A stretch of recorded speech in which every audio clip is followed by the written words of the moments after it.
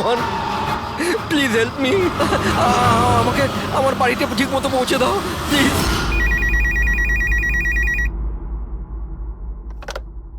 Hello, CID bureau. Hello ma'am, ma'am please আমাকে help করুন। Ma'am, আমার স্বামী এই মুহূর্তে খুব বড় বিপদের মধ্যে আছে। কি স্যার, কি হয়েছেটা কি ওনার? ম্যাম, ওর প্রাণ সংশয় হয়েছে। কেউ ওকে মারতে চায়। ম্যাম প্লিজ ওনাকে বাঁচিয়ে নিন ম্যাম প্লিজ। উনি কি এখন আপনার সঙ্গেই আছেন? না ম্যাম, ম্যাম এই মুহূর্তে উনি ওনার গাড়িতে আছেন ওই সাব স্ট্যান্ড রোডের পাশে, পুরনো যে পোস্ট অফিস আছে ওখানে। আচ্ছা শুনুন ম্যাম, দেখুন আমাদের দুজন অফিসার ওই এরিয়াতেই আছে। আপনি আপনার গাড়ির ডিটেলসটা বলুন। হোয়াইট ব্যাস্টার আছে আর গাড়ির নাম্বার হলো 2536। ম্যাম ওনাকে আপনি বাঁচিয়ে তো নেবেন ম্যাম। আপনি চিন্তা করবেন না, আপনার হাজবেন্ডের কিচ্ছু হবে না। ওকে? প্রবীর, অভিজিৎকে ফোন করো আর ওকে গাড়ির ডিটেলসটা দিয়ে দাও। ওকে বলো যে ব্যাপারটা আর্জেন্ট।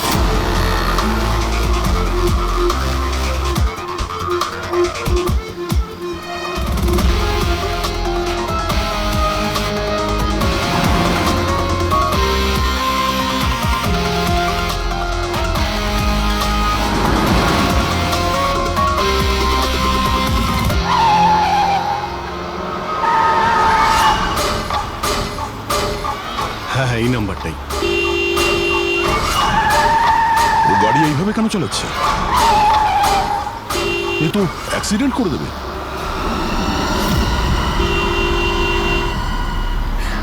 আমাকে ক্ষমা করে দাও, আমাকে ক্ষমা করে দাও, আমি মরতে চাই না, আমাকে ক্ষমা করে দাও। কার সঙ্গে কথা বলছে? গাড়িতে তো কেউই নেই। আরে বিনীত, কার সঙ্গে কথা বলছো? গাড়িতে তো কেউ নেই। অন্ধ হয়ে গেছো তোমরা, তোমরা দেখতে পাচ্ছ না এতগুলো লোক আমাকে ডাকছে? করছে কি?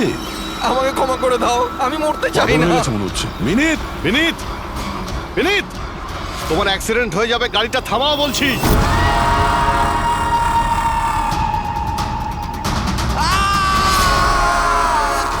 আঙ্কেল, আমার সাথে খেলো না, খুব মজা হবে। বিনীত, গাড়ি থামাও, সাইডে দাঁড় করাও।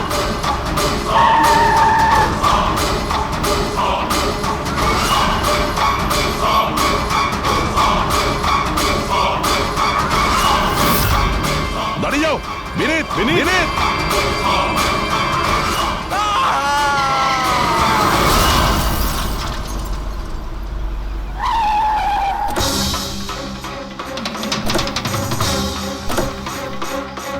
বিনীত, ও নো, এ তো মারা গেছে। স্মেল আসছে।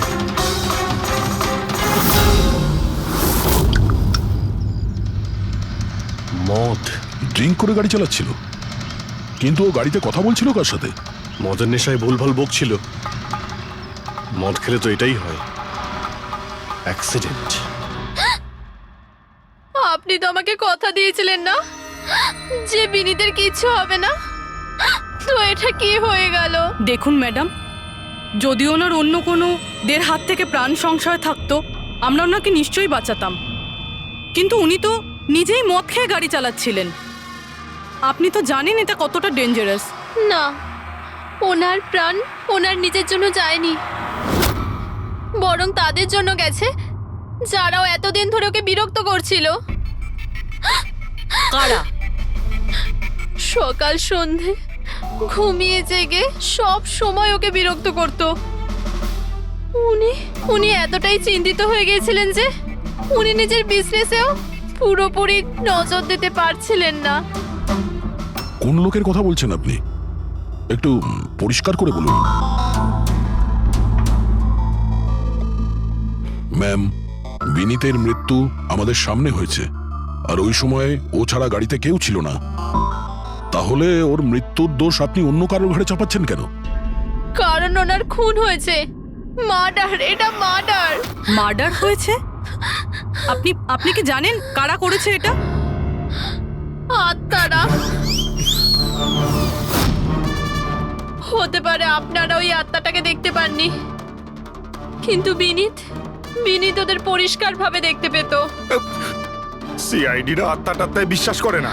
আপনিও মানতেন স্যার, যদি আপনি 2 সপ্তাহ আগের ঘটনাটা দেখে থাকতেন। লীলা ওঠো, ওঠো লীলা, লীলা ওঠো। মিনিট, বিনীত,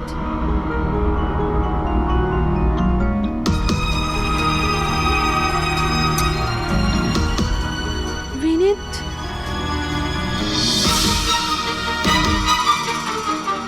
বিনীত, কি হয়েছে বিনীত? ওই দেখো আলমারির ওপরে। কি আছে ওখানে বিনীত? লীলা, আলমারির উপরে কেউ আমাকে দেখছে, আমাকে শুতে দিচ্ছে না। বিনীত, ওখানে কিচ্ছু নেই, কিচ্ছু নেই। তুমি না নিশ্চয়ই কোনো খারাপ স্বপ্ন দেখেছো। চলো শোবে চলো। আমি কোনো স্বপ্ন দেখিনি। ওই দেখো এখনো দেখছে আমাকে। তুমি কেন দেখতে পাচ্ছ না? বিনীত, ওখানে কিচ্ছু নেই। তোমার শরীর ঠিক নেই বিনীত, চলো তুমি এসে শুয়ে পড়ো, চলো। কিচ্ছু নেই বিনীত, তুমি না খারাপ স্বপ্ন দেখেছো, তার জন্য এরকম হচ্ছে। সরি সরি, আমাকে ক্ষমা করে দাও প্লিজ। 1 মিনিট। আর এই বিনীত কি কারণে ক্ষমা চাইছিল? এটা তো আমিও জানি না স্যার। বিনীত কাজ কি করতো? স্যার ওনার কোম্পানি হসপিটালে মেডিকেল ইকুইপমেন্ট সাপ্লাই করতো। আপনি শিওর যে ওই বিনীতকে খুন আত্মাই করেছে? স্যার আমার আগে তো এটা মনে হয়নি, কারণ না তো আমি কোনোদিন কোনো আত্মা দেখেছি আর না কোনোদিন কোনো আওয়াজ শুনেছি। কিন্তু পরে আমার বিনীতের কথাই বিশ্বাস হতে লাগলো যে ও সত্যি কথা বলছে।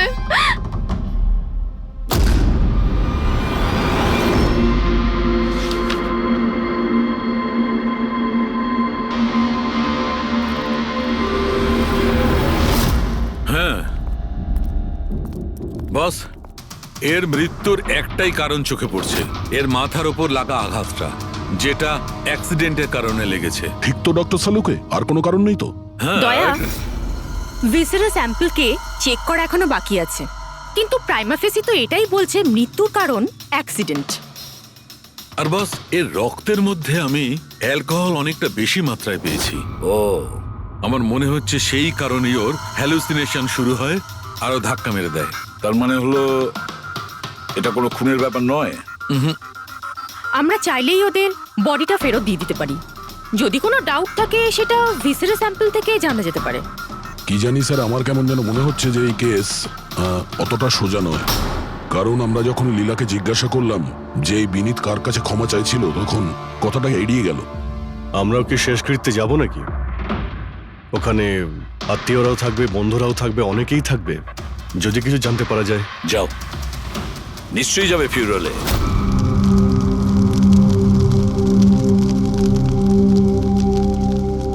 ঠিকই হয়েছে, মরে গেছে। খারাপ লোকেদের সাথে এটাই হওয়া উচিত। তুমি একদম ঠিক বলেছ, এই ধরনের লোকের এরকমই মৃত্যু হওয়া উচিত। ব্যাস, আর ওই দিনটার অপেক্ষা করছি যেদিন ওই দুজনেরও চিতা জ্বলতে দেখব। ওই দিন আমি তোমাদের দুজনকে অনেক বড় পার্টি দেব। কি সমস্যা কি তোমার? হ্যাঁ, এখানে একটা শোক পালন করার জায়গায় উৎসব পালনের কথা বলছো তোমরা? কেন করব না উৎসব? আরে আসল উৎসব তো সেদিন হবে যেদিন এই দুজনেরও চিতা জ্বলবে। ওরা দুজনে চিতায় উঠুক কি না উঠুক, তুমি সিআইডি রাতে ঠিকই আসবে। স্যার, আপনারা যদি সিআইডির লোক হন তাহলে অপরাধীদের সাহায্য করার বদলে আমাদেরকে ন্যায় বিচার দেওয়া উচিত। 1 মিনিট। কি বলতে চাও পরিষ্কার করে বলো। স্যার, আমার নাম পুনিত, আর আমার বাবা পার্পল হসপিটালে ভর্তি ছিল। ভেন্টিলেটরে ছিলেন। ডাক্তারবাবু, নার্স, ডাক্তারবাবু কোথায়? Relax. আমার বাবা মারা যাবে এক্ষুনি। প্লিজ ডাক্তারবাবুকে বলুন। কি হয়েছে? কেন চিৎকার করছেন? চিৎকার করবো না তো কি করবো? আমার বাবা ওখানে মারা যাচ্ছে, আর আপনাদের স্টাফ এখানে বসে মাছি মারছে। আপনি আগে শান্ত হন প্লিজ। আপনি পেশেন্টের কাছে যান, আমি দেখছি। তাড়াতাড়ি করুন প্লিজ। হ্যাঁ, ম্যাম, একটা ঘটনা ঘটে গেছে। কি সমস্ত হয়েছে? ভেন্টিলেটর এক এক করে বন্ধ হচ্ছে। কি? হ্যাঁ ম্যাডাম, আমাদের দুজন ডাক্তার ম্যানুয়ালি অক্সিজেন দেওয়ার চেষ্টা করছে। ম্যাডাম, সবার সাথে এরকম হওয়াটা ঠিক নয়। যদি ভেন্টিলেটর ঠিক না হয় তাহলে পেশেন্টরা মরে যাবে। আরে আস্তে বলো। আরে এটা হসপিটালের রেপুটেশনের ব্যাপার। এটা যদি পেশেন্টের বাড়ির লোকেরা জানতে পারে না, তাহলে একটা ঝামেলা হয়ে যাবে। ডক্টর, আপনারা প্লিজ 2 মিনিট সময় দিন, আমরা সলিউশন বার করছি। ম্যাম, এক করে সব ভেন্টিলেটর বন্ধ হয়ে যাচ্ছে। তুমি যাও, বাকি ওয়ার্ডসগুলো চেক করো, যাও। Okay ma'am. আরে ওই আমাদের সাপ্লায়ার বিনীতকে ফোন করো না, ওই সব কিছু ব্যবস্থা করে দেবে। প্লিজ টেনশন নেওয়ার কোনো ব্যাপার নেই। ডক্টর মেহেক হচ্ছে কি এসব? স্যার ভেন্টিলেটর সব বন্ধ হয়ে গেছে স্যার। আপনারা প্লিজ শান্ত হন, আমি কথা বলছি। স্যার এক এক করে সমস্ত ভেন্টিলেটর বন্ধ হয়ে যাচ্ছে স্যার। কি এটা কিভাবে হতে পারে? তো কোনো হসপিটালে ফোন করো না, ওখান থেকে আনাও। আরে রাজা ফোন লাগাও, আর মেহেক একটা কাজ করো, এখানে যে টেকনিশিয়ান আছে ওকে ডাকো। রাজা কি হলো তোমার? তুমি কি শুনতে পাচ্ছ না স্যার কি বললেন? আপনারা কি ডিসকাস করে টাইম ওয়েস্ট করছেন? আমার বাবা মারা যাবে ওখানে। আপনি প্লিজ একটু শান্ত হন, আমরা এক্ষুনি যাচ্ছি please. Ma'am ma'am sir ma'am very bad news.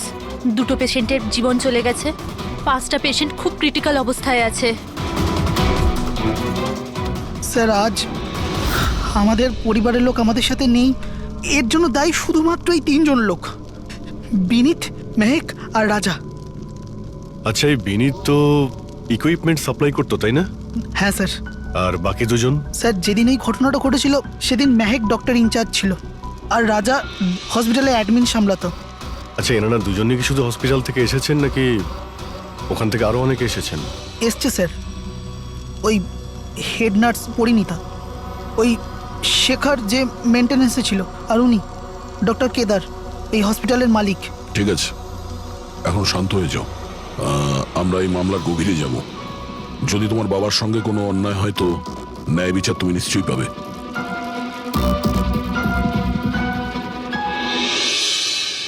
এখন বুঝতে পারছি বিনীত ক্ষমা চাইছিল কেন। আমাকে ক্ষমা করে দাও, আমি মরতে চাই না, আমাকে ক্ষমা করে দাও। আর এটাও বুঝতে পারছি যে বিনীতের মৃত্যুতে সবাই এত খুশি কেন। তার মানে বিনীতের মৃত্যুর কারণ যে কেউ হতে পারে। আর বিনীতের পরে খুনির পরের শিকার এই এদের দুজনের মধ্যে কেউ হতে পারে।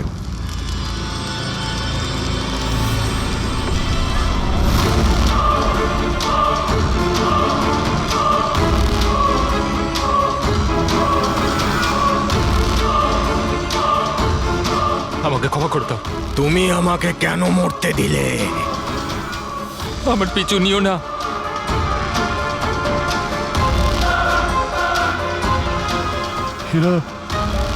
এরা কথা কার সঙ্গে বলছে? আমার পিছু নিও না। আর সেই কাল্পনিক লোকগুলোর সঙ্গে যার সঙ্গে বিনীত কথা বলছিল। চাইলে তুমি আমাকে বাঁচাতে পারতে, কেন মরতে দিলে আমাকে? এবার তুমিও মরার জন্য তৈরি হয়ে যাও। আর এই মহিলারও একই কেস মনে হচ্ছে। ছাড়, ছাড় আমায়, ছাড় আমায়, আগুনের দিকে টানিস না। আমার কোনো দোষ নেই এতে। ছাড়, ছাড়, ছাড়, এই, ছাড় আমায়, ছাড় এই। আমায়, ছাড়, ছাড়, টানিস না আমায় আগুনের দিকে, ছাড়। আরে কি করছো নাকি? কি করছো? এদিকে এসো। আরে তুমি কি করছিলে? হ্যাঁ, আমি একটু ডিস্টার্ব আছি, এতে আপনারা কি করবেন? আমার ডিস্টারবেন্সের সাথে আমায় নিজেকেই লড়তে হবে। তুমি এদিকে এসো, একটু দূরে দাঁড়াও, ওই দিকটা যাও। তাহলে অনেক লোক আছে যারা বিনীতের মৃত্যু সংবাদ শুনে আনন্দিত। হ্যাঁ হ্যাঁ স্যার। আর এখন ওরা মেহেকার রাজার মৃত্যুর খবর শুনতে চাইছে। রাজা আর মাহাকের ব্যবহারটাও খুব একটা নর্মাল লাগছিল না স্যার, অনেকটা ভয়ে ভয়ে ছিল স্যার, বিনীতের মতো। স্যার ভিসারের স্যাম্পলের রিপোর্ট চলে এসেছে। গুড। কোনো গন্ডগোল আছে? হ্যাঁ, একজন সাধারণ মানুষের রক্ত যতটা লাল হয়, বিনীতের রক্ত তার থেকে অনেক বেশি লাল ছিল। ও, এখন বুঝতে পারছি যে বিনীত কেন আত্মা দেখতে পেল। কেন স্যার? পুরবী, মানুষের রক্ত যখন সাধারণের থেকে অনেক বেশি লাল হয়, তার মানে এইটা দাঁড়ায় যে ওই মানুষটি অনেক বেশি দীর্ঘ সময় ধরে কার্বন কম্পাউন্ডের সংস্পর্শে ছিল। আর এই কার্বন কম্পাউন্ডের কারণেই ওর হ্যালুসিনেশন হতো ভীষণ ভাবে। তার মানে কেউ জেনে শুনে বিনীতকে ওই কার্বন কম্পাউন্ডের সংস্পর্শে এনেছিল, যার ফলে বিনীতের মানসিক অবস্থা খারাপ হয়ে গেল আর ওর মৃত্যুর কারণও হয়ে গেল। স্যার, এই খুনি এই কার্বন কম্পাউন্ড পেল কোথায়? এই আমাদের আশেপাশেই সব জায়গায় কার্বন কম্পাউন্ড ছড়িয়ে আছে। মডার্ন জীবনে আমরা যতগুলো মেশিনারি ব্যবহার করছি, ওই সবগুলো, প্রায় সবগুলো কার্বন কম্পাউন্ড ছড়ায়।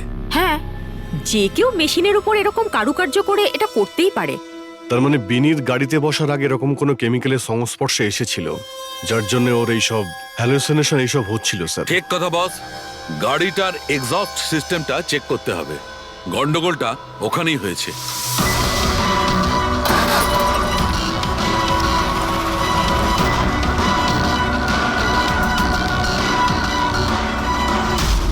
সালুঙ্কে স্যার তো ঠিকই বলছিলেন স্যার, পেট থেকে তো কেমিক্যাল বেরিয়ে আসছে। একটা কথা তো তাহলে ঠিক পঙ্কজ, ওই আত্মা টাত্মা বলে কিচ্ছু ছিল না। হ্যাঁ স্যার, তার মানে এখন খুনের নিশানায় দুজন রয়েছে, রাজা আর মেহেক।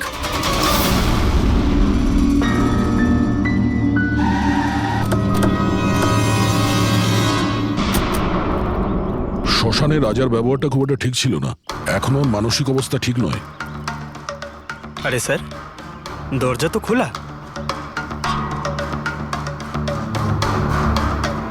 আচ্ছা, খুনি রাজার কাছে পৌঁছে যায়নি তো? এসব কি হচ্ছে? ক্যান্ডেলস,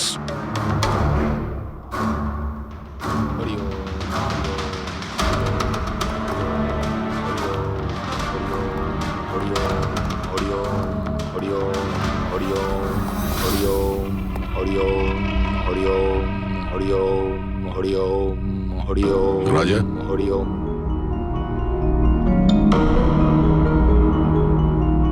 এখন ঠিক আছো? কারা আপনারা? সিআইডি। বিনীতের শেষকৃত্যে দেখা হয়েছিল আমাদের। তুমি আগুনে ঝাঁপাতে যাচ্ছিলে, আমরা তোমাকে আটকেছিলাম, মনে আছে? ঝাঁপ দিতে যাচ্ছিলে, আমরা তোমাকে। এবার আপনাদের আমাকে আটকানোর বা বাঁচানোর কোনো দরকার নেই। যতক্ষণ বিনীতের খুনি ধরা না পড়বে তোমারও প্রাণের সংশয় আছে। আচ্ছা, একদম ঠিকঠাক বলো, ওই 12 জন রোগীর মৃত্যু কি তোমার গাফিলতিতে হয়েছিল? খবরদার বলছি, আমার ওপর এরকম নোংরা আর মিথ্যা অপবাদ দেবেন না। আমি নির্দোষ, আমার জন্য কেউ মরেনি। শান্ত হও, শান্ত হও।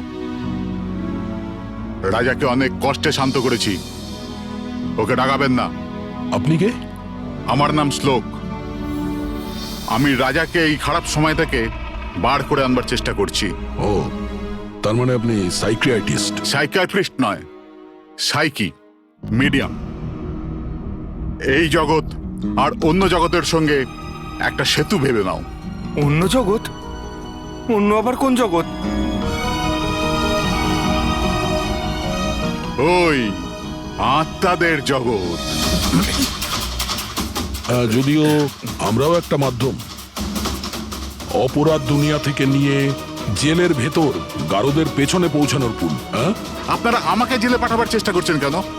আমি তো রাজাকে আত্মাদের থেকে বাঁচাবার চেষ্টা করছি।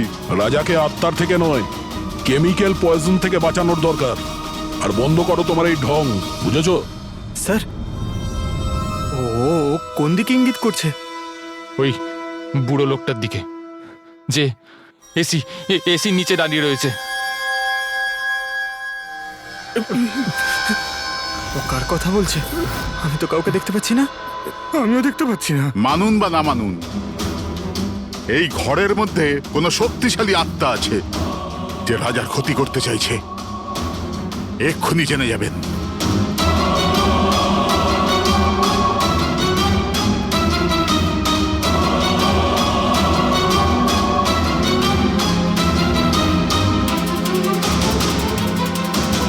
মিটার দিয়ে আত্মা দেখা যাবে?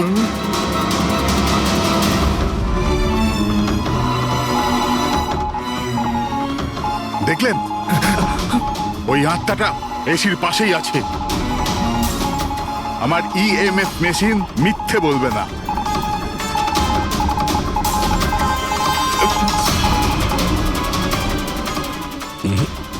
তবে আমাদের ওই মিটার ভুল হতে পারে না, বুঝলে?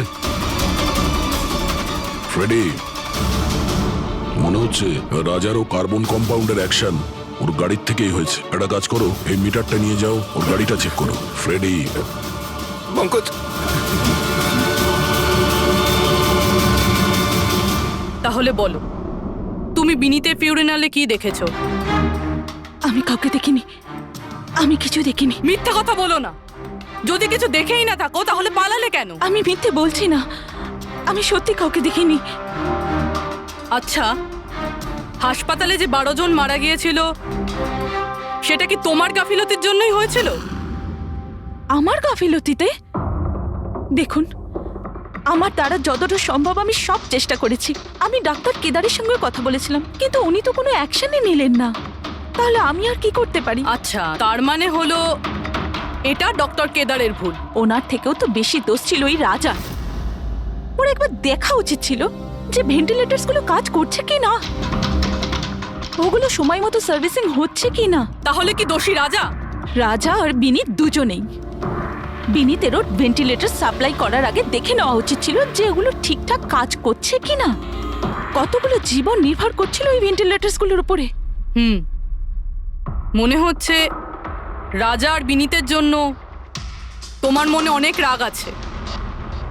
বিনীতের মৃত্যুতে নিশ্চয়ই খুশি হয়েছো তুমি? এটা কি বলছেন আপনি? একদমই না। আমি একজন ডক্টর, আর আমার কাজ হলো একজন পেশেন্টের জীবন বাঁচানো। কারণ মৃত্যুতে আমি কি করে খুশি হব?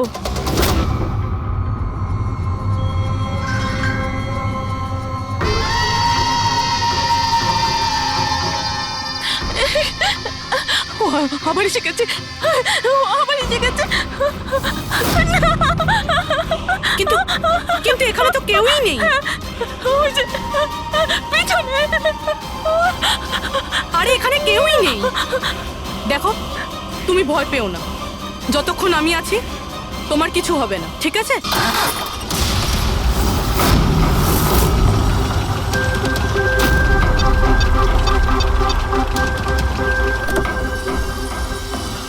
গাড়ির এসিতে তো কার্বন কম্পাউন্ড নেই। বাড়ির ভেতরে গিয়ে দেখা যাক, চল।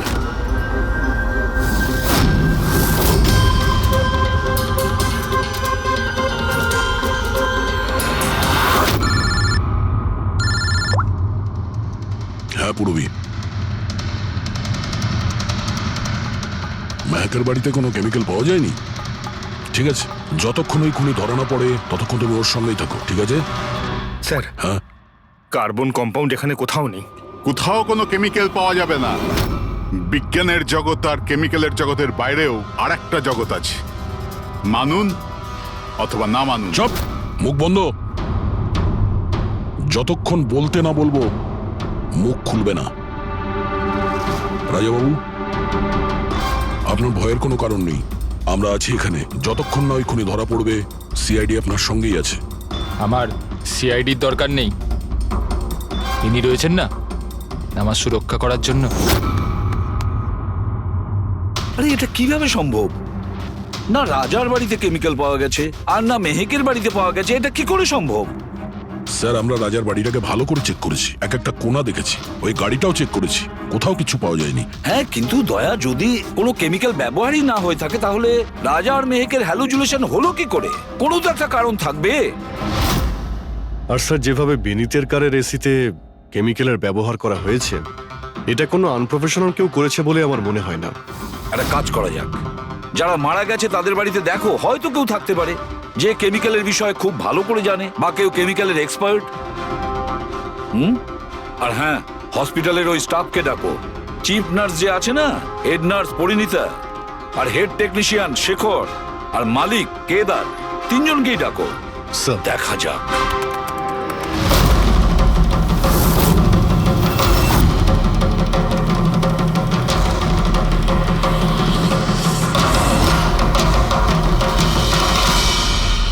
তোমার নাম শেখর, তাই তো? Yes sir. হসপিটালের হেড মেকানিক, মেইন টেকনিশিয়ান। তার মানে হসপিটালে যদি কোনো মেশিনে প্রবলেম হলে সবার প্রথমে তোমার কাছে খবর আসে। হ্যাঁ স্যার, ঠিক। তাহলে হসপিটালের ভেন্টিলেটর খারাপ ছিল সেটা তুমি জানতে না? স্যার, প্রথম থেকেই জানতাম। তাহলে কেন কিছু করনি? কাউকে কিছু বলনি কেন? স্যার, এতে আমার কোনো দোষ নেই। তাহলে কার ভুল ছিল? স্যার, আমি প্রথমেই মেহেককে ভেন্টিলেটরের ব্যাপারে বলেছিলাম যে ভেন্টিলেটরসে প্রবলেম আছে আর যে কোনো সময় খারাপ হতে পারে। এটা তুমি ভেন্টিলেটর বন্ধ হওয়ার আগেই জানিয়েছিলে? ইয়েস স্যার, 1 সপ্তাহ আগে। ম্যাম, আমি আপনাকে একটা নোটিশ পাঠিয়েছিলাম, ওয়ার্ডের ভেন্টিলেটরগুলো ঠিকমতো কাজ করছে না। ও, আমি তোমার চিঠিটা পড়েছি শেখর, তুমি টেনশন নিও না, আমি কিছু একটা করছি। কিন্তু ম্যাম, ব্যাপারটা খুব আর্জেন্ট। হ্যাঁ হ্যাঁ, আমি জানি, ডক্টর মেহেক, ইয়েস ম্যাম আপনাকে অ্যাকাউন্টস ডিপার্টমেন্টে এক্ষুনি ডেকেছে। ও হ্যাঁ আসছি। ডোন্ট ওয়ারি শেখর, আমি নিশ্চয়ই কিছু ব্যবস্থা নেব, পাক্কা। কিন্তু স্যার উনি আমার কথাটা সিরিয়াসলি নিলেন না। হ্যাঁ, মেহেক ভেন্টিলেটার্স খারাপ হওয়ার সময় পেশেন্টদের বাঁচানোর খুব চেষ্টা করেছিল, কিন্তু রাজা স্যার এত ঘাবড়ে গেলেন যে কিছু করতেই পারলেন না। শেখর বাবু, তুমি কতটা সত্যি বলছো আর কতটা মিথ্যে সেটা তো আমরা জেনেই নেব। স্যার মেহেকের কোনো ভুল ছিল না, ও ভেন্টিলেটর খারাপ হওয়ার কথা আমাকে প্রথমেই বলে দিয়েছিল। তারপর আপনি কি করলেন? স্যার আমি হসপিটালের অ্যাডমিন হেডকে বলে দিয়েছিলাম, রাজাকে, কারণ হসপিটালের যতগুলো মেশিন আছে সেগুলো দেখাশোনার দায়িত্ব অ্যাডমিন হেডেরই। তাহলে এই সমস্ত কিছু আপনি রাজাকে বললেন আর আপনার দায়িত্ব শেষ হয়ে গেল। আপনি তো এই হসপিটালের মালিক, তাই না? তাহলে এভাবে দায়িত্ব শেষ হয়ে যায় কি করে আপনার? স্যার আমি আমার দায়িত্ব পালন করেছি, সেই জন্য তো আমি নিজে গিয়েছিলাম রাজার কেবিনে। রাজা। হ্যাঁ স্যার। এসব কি করছো? আরে এগুলো দরকারি নয়, এতগুলো রোগীর শ্বাস প্রশ্বাস ভেন্টিলেটরের সাহায্যেই চলছে, আর তুমি এখানে বসে আছো। আরে কিছু করো। হ্যাঁ স্যার, আমি এক্ষুনি সাপ্লাইয়ের সাথে কথা বলে ভেন্টিলেটর চেঞ্জ করে দিচ্ছি। প্লিজ প্লিজ তাড়াতাড়ি করো। স্যার আমি বুঝতে পারছি না যে ও ভেন্টিলেটর কেন পাল্টালো না। আমি অবাক হচ্ছি স্যার যে কেউ কেদারবাবুর দিকে আঙুল তুলছেন না। সবাই রাজা, বিনীত আর মেহেকের পিছনে পড়ে আছে। সেটাই তো, হসপিটালের মালিক না কেদার বাবু? তাহলে এই সমস্ত কিছুর দায়ভারও কেদার বাবু আপনার। কিন্তু স্যার এবার আমি নিজে গিয়ে তো ঠিক করতে পারি না ভেন্টিলেটর। স্যার আমার কাজ হলো কনসার্ন ডিপার্টমেন্টকে ইনফর্ম করা, আর আমি সেটা করে দিয়েছিলাম। বরং আমি বিনীতের সঙ্গে নিজে কথা বলেছিলাম। আমি ওকে বলে দিয়েছিলাম যে যদি এগুলো রিপেয়ার করা যায় তো রিপেয়ার করুক, না হলে চেঞ্জ করে দিক, কিন্তু কোনো অ্যাকশনই নিল না। এ কোনো অ্যাকশন নেয়নি, সে কোনো অ্যাকশন নেয়নি, আপনি কি অ্যাকশন নিয়েছিলেন? আর দোষ দিচ্ছেন বিনীতকে, যে কিনা মারা গেছে, বা রাজার, যে উত্তর দেওয়ার পরিস্থিতিতে নেই। স্যার যেটা সত্যি ছিল ওটা আমি আপনাদের বলে দিলাম, সেটা এবার মানবেন কি মানবেন না স্যার আপনাদের ব্যাপার। পরিণীতা স্যার। হসপিটালের হেড নার্স, তাহলে তুমি হসপিটালের ব্যাপারে নিশ্চয়ই সবকিছু জানো। হ্যাঁ স্যার। তাহলে এবার সত্যি করে বলো, এই যা কিছু হয়েছে কার গাফিলতির কারণে হয়েছে? তাড়াতাড়ি বলো। হ্যাঁ স্যার, বলছি। আমার সাথে বিশ্বাসঘাতকতা করার চেষ্টা করো না রাজা। আর হ্যাঁ, যদি মেশিনে কোনো ফিজিক্যাল ড্যামেজ থাকে তাহলে সেটা ওয়ারেন্টিতে আসে না। যদি তোমার নতুন ভেন্টিলেটর চাই তাহলে তোমাকে পুরো কস্ট পে করতে হবে, বুঝেছো? আমি তোমার থেকে বাজে লোক আজ অব্দি আমার জীবনে দেখিনি। এবার থেকে না তো আমাদের হসপিটাল তোমার থেকে কিছু কিনবে, না তো শহরের আর কোনো হসপিটাল। শোনো, এসব হুমকি অন্য কাউকে দেবে। তুমি জানো না আমি কে, যা করার করে নাও।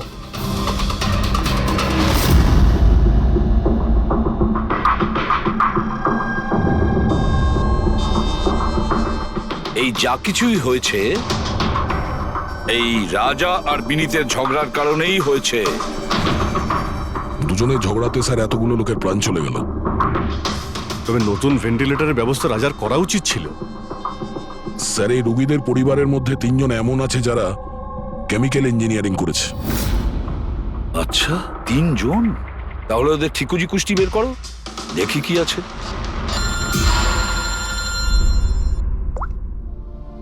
Hello ACB Pradyuman. হোয়াট? ঠিক আছে, আমরা এক্ষুনি পৌঁছচ্ছি। কি হয়েছে স্যার? রাজা মারা গেছে।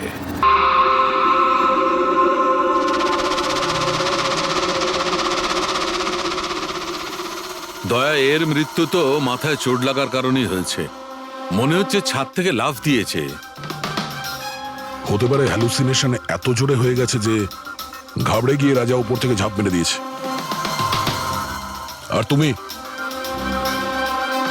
খেয়াল রাখছিলে না এর? এই খেয়াল রেখেছো তুমি? হ্যাঁ স্যার রাজা তো একদম শান্ত হয়ে শুয়ে পড়েছিল। আমি কি করে জানবো যে হঠাৎ করে উঠে পড়বে আর আত্মহত্যা করে ফেলবে? যখন এটা হয়েছিল তুমি কোথায় ছিলে? হ্যাঁ স্যার আমি অন্য ঘরে শুয়েছিলাম, তখনই আমি রাজার জোরে জোরে চিৎকার শুনলাম।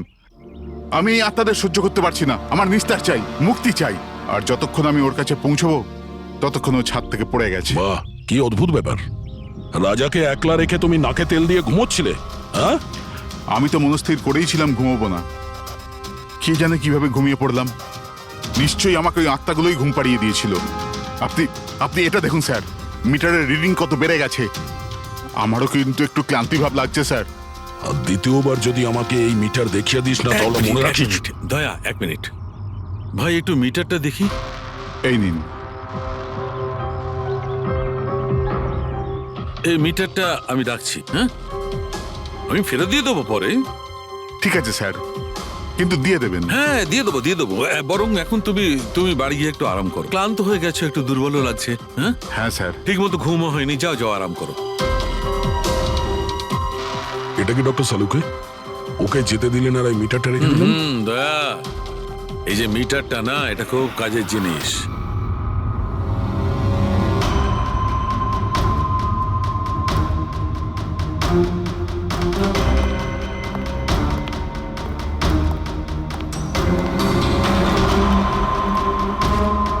এই ঘরটা চেক করছি।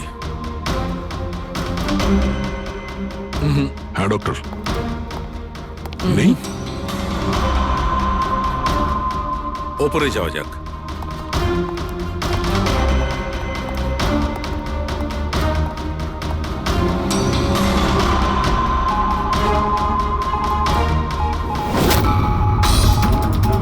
আরে সালুঙ্কে স্যার, সাবধানে। এই নিডলটা তো একেবারে জঙ্গলি ঘোড়ার মতো দৌড়চ্ছে।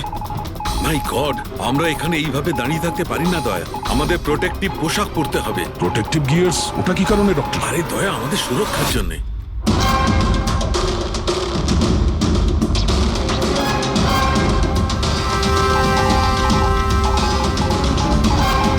এই দেখো, সবচেয়ে বেশি মিটার রিডিং এখানেই পাওয়া যাচ্ছে, এই এসিটার নিচে। মনে স্যার ওই পঙ্কজ, খবরদার যদি আত্মার নাম নিয়েছো। স্যার, এই মিটারটা কোন দিকে ইঙ্গিত করছে? বলছি, বাইরে চলো।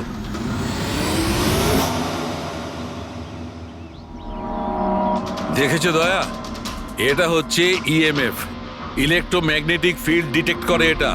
ইলেকট্রোম্যাগনেটিক ফিল্ডস, এগুলো তো আজকাল সব ইলেকট্রিক অ্যাপ্লায়েন্সের মধ্যে হয় ডক্টর। টিভি, ফ্রিজ, একদম ঠিক দয়া, কিন্তু ওই অ্যাপ্লায়েন্স গুলোর ইএমএফ হিডেন থাকে, লুকোনো থাকে, যাতে মানুষের উপর খারাপ প্রভাব না পড়ে। কি খারাপ প্রভাব? এইটার কারণে লোকেদের নশিয়া হতে পারে, ঘুম না হতে পারে, মন খারাপ হতে পারে। আর যদি অনেকক্ষণে সংস্পর্শে থাকে তাহলে হ্যালুসিনেশন হওয়াটা কোনো বড় কথা নয়। ও, তার মানে রাজার এই হ্যালুসিনেশন কোনো কেমিক্যালের জন্য হয়নি, নিজের ঘরের ইলেকট্রনিক জিনিসপত্রের জন্যই হয়েছে, কারণ ওগুলোর ইএমএফ ঢাকা ছিল না। একদম। তার মানে কেউ জেনে বুঝে এগুলোকে গন্ডগোল করে দিয়েছে। হতে পারে দয়া। এমনিতেই রাজা মনে মনে খুব কষ্ট পাচ্ছিল, খুব দুঃখ পেয়েছিল রোগীদেরকে বাঁচাতে পারেনি বলে। সেই জন্য হ্যালুসিনেশন ওর কাছে আফসোসের রূপে ধরা দিয়েছিল। হতে পারে এই অনুতাপের জন্য বিনীতেরও মৃত্যু হয়েছে। একদম ঠিক। আর ওই অশোক, ওরও দুর্বলতা সেই জন্যই মনে হচ্ছিল, যেহেতু ও এই ইএমএফ এর সংস্পর্শে অনেকক্ষণ ছিল। এখানে ওই কার্বন কম্পাউন্ড পাওয়া যায়নি। এটা কি করে দয়া? কারণ এখানে তো ইএমএফ এর ব্যবহার হচ্ছিল, আর সবচেয়ে বেশি রিডিং উঠছিল বেডরুমে এসির কাছে। তার মানে বেডরুমের এসিতে কোনো কারুকাজ করা হয়েছে। তাহলে তুই মেহকের বাড়িতে ওই ইএমএফ হনো। আমার তাড়াতাড়ি পূরবীকে ইনফর্ম করতে হবে।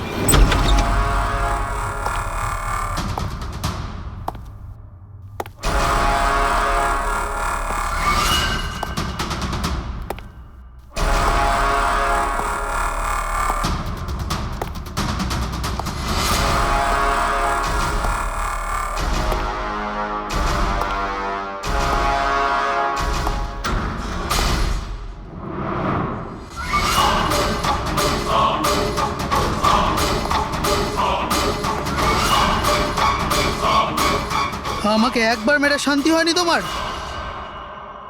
আমাকে আবার মারতে এসেছো?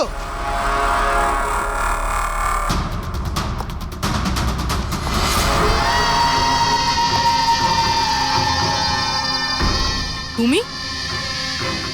আমি তোমাকে সেলফ ডিফেন্সে মেরেছিলাম।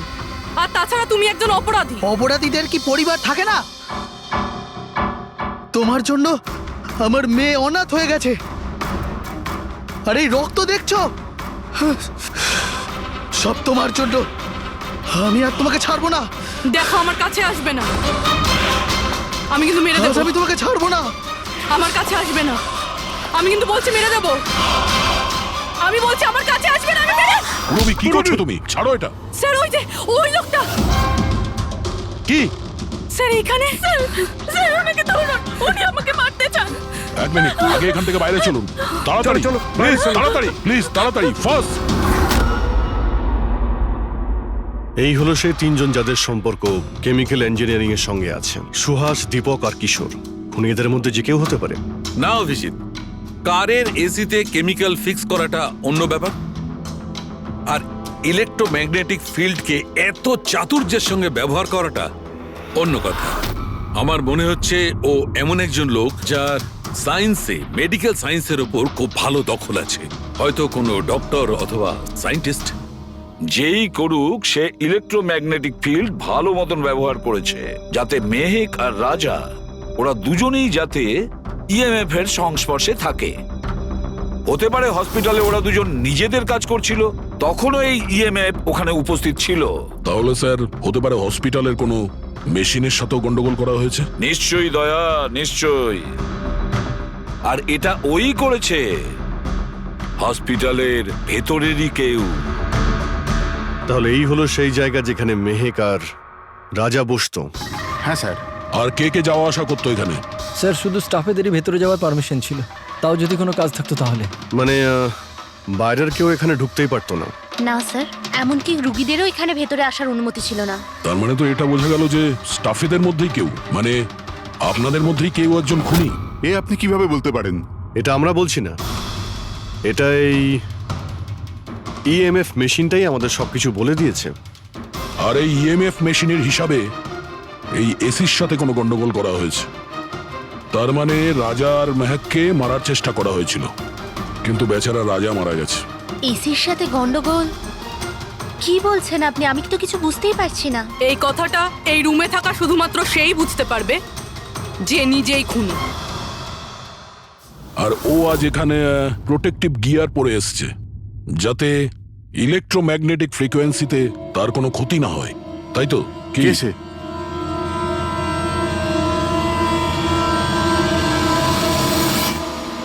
এদিকে এসো।